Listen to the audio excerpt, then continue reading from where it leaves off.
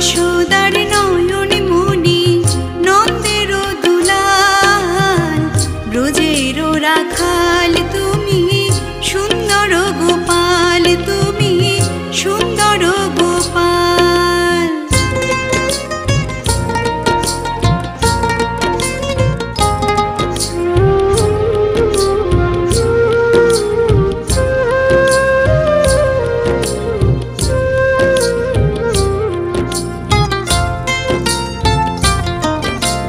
শ্রীকৃষ্ণ জন্ম নিলেন কংসের কারাগারে, বসুদেব রেখে এলেন নন্দের আলোয়।